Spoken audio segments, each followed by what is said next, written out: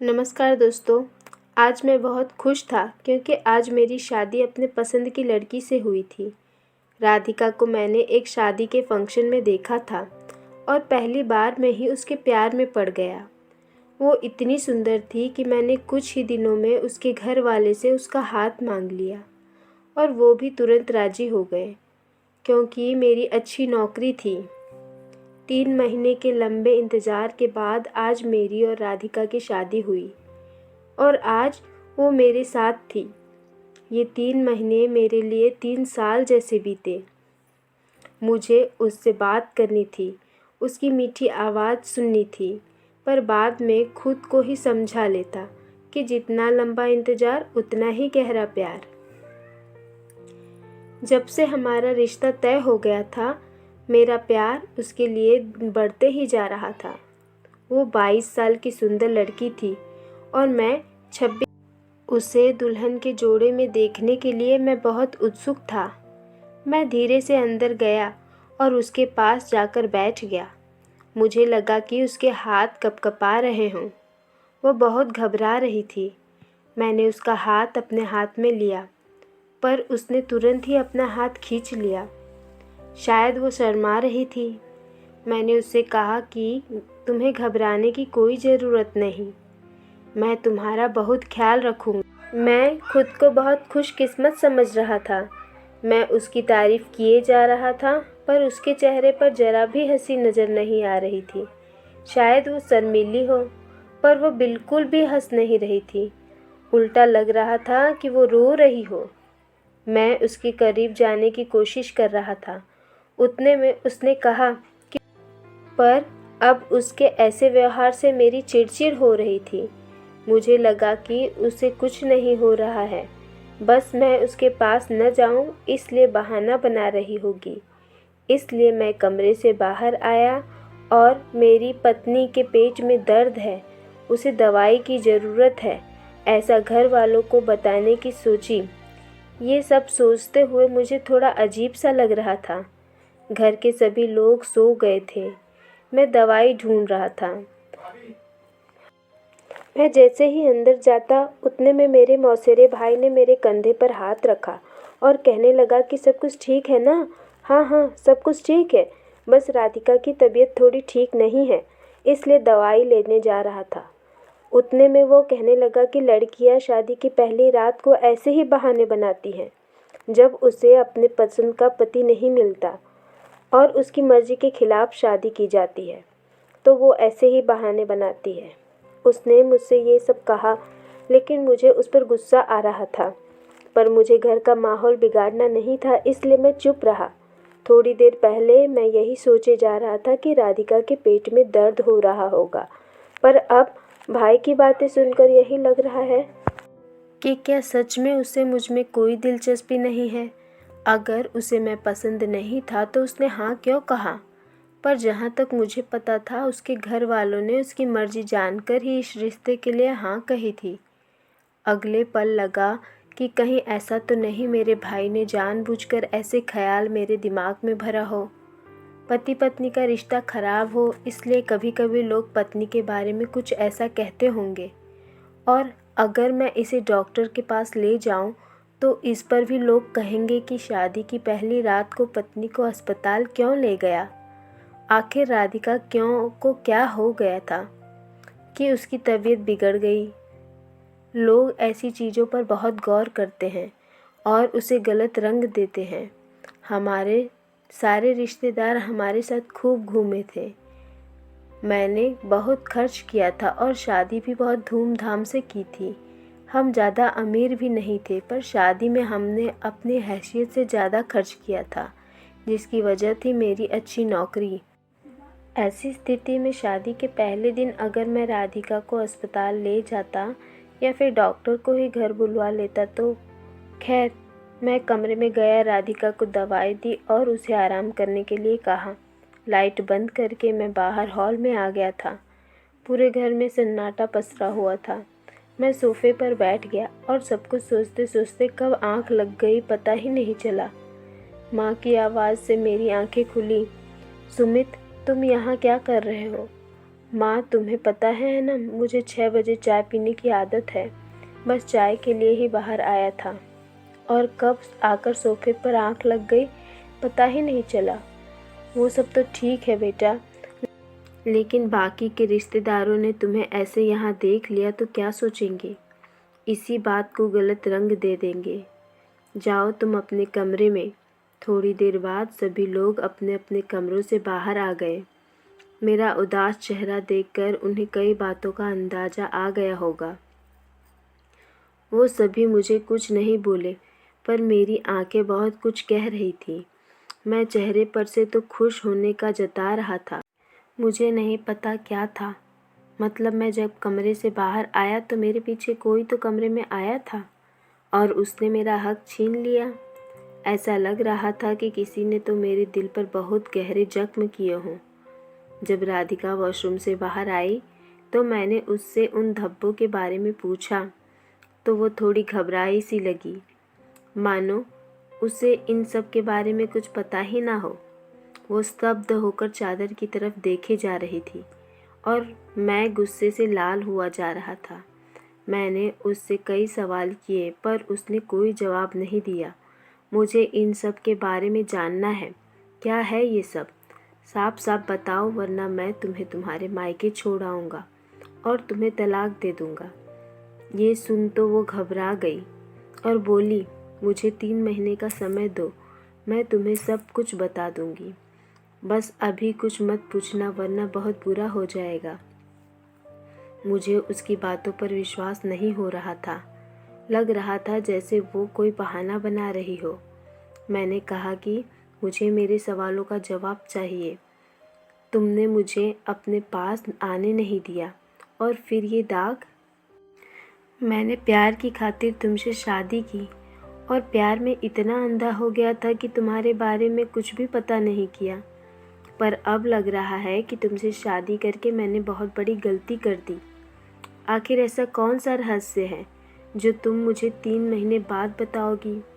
मैं 3 महीने नहीं रुक सकता। घर में किसी को कुछ भी पता ना चले, इसलिए मैं धीरे पर गुस्से में बोल रहा था। मैं नहीं चाहता था कि ये बात हमारे कमरे से बाहर जाए। मैं ऐसा व्यक्ति था जो मौत के बाद भी अपना रहस्य किसी को बताता नहीं। मेरा गुस्सा देखकर राधिका बहुत डर गई थी और रोने लग गई। उसे रोता देखकर मुझे बुरा लग रहा था। चाहे कुछ भी हो, थी तो वो मेरा पहला प्यार ही ना। पर मन में यही सवाल था कि आखिर किसने मुझसे मेरा हक छीना। क्या सोचकर मैंने शादी की थी और 2 दिन में ही मेरी पत्नी ने मुझे मेरी नज़रों में ही गिरा दिया। चेहरे से इतनी मासूम दिखने वाली राधिका अंदर से इतनी बुरी होगी, ये मैंने कभी सोचा भी नहीं था। मेरे भाई का पहले से ही मिलनसार स्वभाव था। महीने में 3-4 लड़कियों से संबंध रखकर वो चला जाता था। उनके साथ घूमता फिरता, पर खुद की भाभी के साथ कुछ ऐसा करेगा इसके बारे में मैंने सोचा भी नहीं था। पर शक तो मुझे विपुल पर भी आ रहा था। आखिर उसकी घड़ी मेरे कमरे में क्या कर रही थी? मैंने अपने बाइक की चाबी ली और निकल गया घर से। कुछ समझ नहीं आ रहा था। अब मुझे ही बहुत अकेलापन महसूस हो रहा था। दिल अंदर से टूट सा गया था। रात कब हो गई मुझे पता ही नहीं चला। मम्मी पापा के बार बार फ़ोन आ रहे थे। जैसे तैसे खुद को समझाते हुए मैं घर लौटा। मैं उन पुरुषों में से नहीं था जो अपने अपमान का बदला स्त्रियों पर अत्याचार कर कर लेते हैं। माँ कहने लगी, नई नवेली दुल्हन को छोड़कर कहाँ चला गया था? मैंने कुछ नहीं कहा। सभी का खाना हो गया था और मेरी तो भूख ही मर गई थी। इसलिए मैंने ऐसे दिखाया कि मैं खाना बाहर से ही खा कर आया हूँ। मैं अपने कमरे की तरफ बढ़ा, पर मुझे राधिका से कोई बात नहीं करनी थी। मैं कमरे में गया था तो बहुत अंधेरा था। लाइट ऑन की तो देखा राधिका सो रही है, खुद को कंबल में पूरी तरह से लपेटे हुए। ब्लैंकेट हटाते ही मैं कुछ पल के लिए रुका, क्योंकि मुझे बहुत गुस्सा आ रहा था और तकिए कुछ इस तरीके से रखे थे मानो कोई सो रहा हो। अब वो यहाँ नहीं थी तो कहाँ थी? वो मुझे अपने बारे में गलत सोचने पर मजबूर कर रही थी। मेरे कदम अपने आप ही मेरे भाई के कमरे की तरफ बढ़ने लगे। मैं अभी उसके कमरे से थोड़ी दूर पर था, तब किसी के तो बोलने की आवाज़ आ रही थी। ये जानी पहचानी सी आवाज़ राधिका की लग रही थी। किसी से तो बात करने की आवाज़ गैलरी में से आ रही थी। मैं अभी तक उसके कमरे तक नहीं पहुंचा, पर खिड़की से आने वाली आवाज़ मुझे और गुस्सा दिला रही थी। राधिका शायद फ़ोन पर किसी से तो बात कर रही थी। नितिन को कुछ नहीं पता चलेगा, और तुम्हें तो पता है ना, कोई भी पति ये सहन नहीं करेगा। अगर उसे सच पता चल गया तो वो मेरी जान ही ले लेगा। कल रात मैंने जैसे तैसे उसे अपने से दूर रखा। वो और भी बहुत कुछ बोल रही थी, लेकिन मेरे कानों को वो सुनने की हिम्मत ही नहीं थी। तुमने मुझे धोखा दिया है राधिका। मैं उल्टे पैर अपने कमरे में लौट आया। मुझसे अब नहीं रहा गया और मैंने उससे पूछा कि तुमने मुझसे शादी के लिए हाँ क्यों कहा, अगर तुम्हें कोई और पसंद था तो। ये सुनकर तो उसके चेहरे का रंग फीका पड़ गया। तब वो कहने लगी कि मैं सिर्फ़ और सिर्फ तुमसे प्यार करती हूँ, मैं किसी और के बारे में सोच भी नहीं सकती। मुझे उसका हर शब्द झूठ लग रहा था। झूठ मत बोलो राधिका, और अगर वैसा कुछ नहीं है तो तुम मुझसे दूर जाने के बहाने क्यों ढूंढती रहती हो। तब वो बोली कि मैं अभी कुछ नहीं बता सकती, तुम्हें थोड़ा इंतज़ार करना पड़ेगा। आखिर मेरी पत्नी को मुझसे दूर रहने के लिए कौन कह रहा था। मैं अंदर ही अंदर जल भून रहा था, पर फिर भी घर में कोई तमाशा ना हो इसलिए मैं चुप बेड पर एक किनारे सो गया। समय बीतता जा रहा था और मैंने ऑफिस फिर से ज्वाइन कर लिया था। मेरा अपने परिवार वालों के सामने उसके लिए नज़रिया अच्छा था। मुझे लोगों को किसी भी तरह का मौका नहीं देना था। वो मुझे छोड़कर सभी से बात करती थी। वो घर वालों का भी बहुत ख्याल रखती थी, घर के सारे काम करती, लेकिन जब रात को कमरे में आती तो कहती कि कभी मेरे पेट में दर्द है तो कभी मेरे पैरों में। मुझे दूर रखने के लिए ये सब कह रही है, ये मुझे साफ नज़र आ रहा था। बंद कमरे में हम दोनों एक दूसरे के लिए अजनबी थे। मन की भावनाओं को मैंने अपने अंदर ही दबा लिया था। मेरे कमरे में आने के पहले ही वो खुद चादर ओढ़कर सो जाती थी। एक दिन मैं ऑफिस के लिए जल्दी चला गया था। 2 घंटे पहले ही चला गया था, इसलिए जल्दी भी आ गया था। मैं जब घर लौटा तो फ्रेश होने के लिए कमरे में गया। देखा तो राधिका नहीं थी। मैंने राधिका को सब जगह देखा, पर वो मुझे कहीं नहीं दिखी। मैं जो कुछ कह रहा था उसे सुन माँ ने मेरी तरफ हैरानी से देखा और कहने लगी कि तुम इतनी जल्दी भूल गए। मैं तो माँ की तरफ देखने ही लग गया। अब हैरान होने वाली पारी मेरी थी। मैंने कहा, मैं कब ले गया राधिका को? अरे तुमने खुद ही तो कहा उसे तुम्हारी भाई के साथ भेजने के लिए कहा था। मैंने माँ की तरफ देखा। माँ थोड़ी परेशान सी लगी। फिर मैंने ही जानबूझकर कहा, हाँ हाँ याद आया, मैंने ही तो कहा था। काम के स्ट्रेस के कारण मैं भूल ही गया। मैं वहाँ से चुपचाप अपने कमरे में आ गया। दिल अंदर से जल रहा था। आखिर मेरी पत्नी मेरे भाई के साथ ये घर छोड़कर चली गई। माँ मेरे कमरे में चाय लेकर आ गई थी। 1 घंटे से ज़्यादा का वक्त बीत चुका था। अभी तक दोनों लौटे नहीं थे। थोड़ी देर बाद रूम का दरवाज़ा खुला और वो अंदर आई। मुझे देख थोड़ी हैरान और परेशान सी लग रही थी। कहने लगी कि मेरी तबीयत ठीक नहीं थी, इसलिए मैं आपके भाई के साथ डॉक्टर के पास गई थी। ये सुनकर पता नहीं क्यों, पर मुझे ज़्यादा कुछ फ़र्क नहीं पड़ा। पर वो मुझसे झूठ बोल रही है, उस वजह से मेरा शक और गहरा होता जा रहा था। फ़ोन और पर्स टेबल पर रख वो वॉशरूम चली गई। तभी मेरी नज़र उसके फ़ोन पर पड़ी। फ़ोन में उस दिन का कॉल रिकॉर्ड चेक किया और देखा तो उस समय उसकी बात उसकी बहन के नंबर से हुई थी। मैंने वही नंबर डायल किया तो सामने से एक मर्दानी आवाज़ सुनाई दी। मेरे शरीर में तो मानो बिजली सी दौड़ गई हो। वो आवाज़ मेरे लिए पूरे तरीके से अजनबी थी। ना तो आवाज़ मेरे भाई की थी और ना मेरी साली की। मुझे अपने गुस्से पर काबू नहीं हो पा रहा था। उतने में राधिका के आने की आवाज़ आई और मैंने झट से फ़ोन टेबल पर रख दिया, पर जल्दी जल्दी में वो मेरे हाथ से छूट गया और नीचे गिर गया। फ़ोन का डिस्प्ले टूट गया। मुझे देख बोली कि क्या हुआ नितिन, क्या हुआ? इतने गुस्से में क्यों दिख रहे हो? मुझसे अब रहा नहीं गया और मैंने उसे खींच के थप्पड़ मार दिया और कहा कि आज किसके साथ गई थी तुम? उसके चेहरे का रंग फीका पड़ गया था और उतने में उसे उल्टी सी आई और वो वॉशरूम में चली गई। बाहर आने के बाद वो रोने लगी और हाथ जोड़कर बोली कि प्लीज़ मेरे बारे में कुछ भी उल्टा सीधा मत सोचो, मेरा किसी के साथ कोई गलत संबंध नहीं है। और इतना कहते ही वो बेहोश होकर ज़मीन पर गिर गई। पर उसकी ऐसी हालत देखकर भी मुझे दया नहीं आई। मेरे मन में सवालों का बवंडर उमड़ रहा था और अब उसकी ऐसी हालत देखकर मेरे मन में यही आया कि कहीं ये किसी बच्चे की माँ तो। उतने में मेरा भाई अंदर आया और उसे देखकर पूछने लगा कि क्या हुआ भाभी को? क्या किया तुमने इसके साथ? मुझे अपने गुस्से पर कंट्रोल नहीं हो रहा था और मैंने उसे राधिका के पास से धकेलते हुए पीछे किया और कहा कि तुम्हारी हिम्मत कैसे हुई मेरी पत्नी को हाथ लगाने की? मैंने आज तक कभी भी इतनी ऊंची आवाज़ में बात नहीं की थी। उतने में माँ मेरे कमरे में आई और राधिका को देख घबरा गई। फिर हम सब उसे अस्पताल ले गए। माँ बहुत डर गई थी। रात के 11 बजे राधिका की बहन और उसका पति आए, पर उन्हें किसने बताया कि हम अस्पताल में हैं? तब वो बोली कि थोड़ी देर पहले ही फ़ोन आया था। जब हम घर पहुँचे तो पता चला कि राधिका अस्पताल में है। थोड़ी देर बाद राधिका को होश आया। जब मैंने डॉक्टर से पूछा तो वो कहने लगे कि कुछ नहीं, बीपी लो होने के कारण से ऐसा हुआ था। उसके खान पान का ठीक से ख्याल रखो। मुझे तो अब डॉक्टर पर भी शक होने लगा था।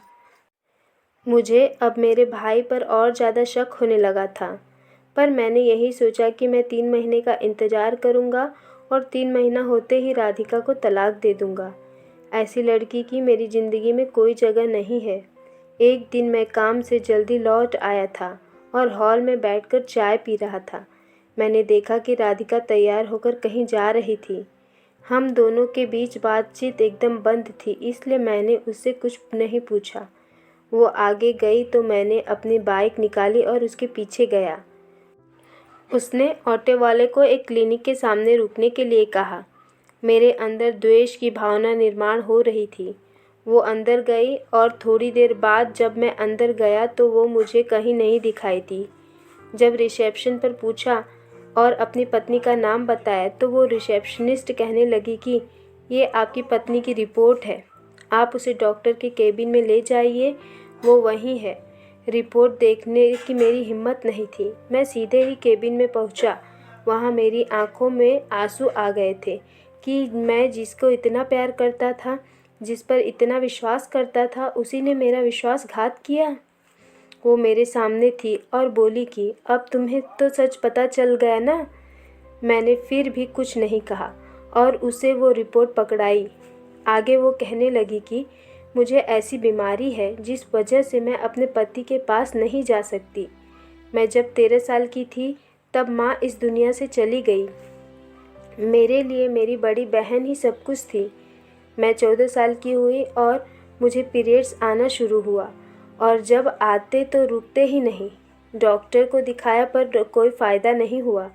दीदी ने मुझे कई जगह दिखाया। फिर मैं 22 साल की हुई और तुम्हारा रिश्ता मेरे लिए आया। जब मैंने इस रिश्ते के लिए मना किया तो दीदी कहने लगी कि लोग अच्छे हैं, अपने मम्मी पापा अब इस दुनिया में नहीं हैं, भैया भाभी के लिए तू बोझ सी बन गई है। क्या पता आगे जाकर कैसे आदमी से तेरी शादी करवा दे।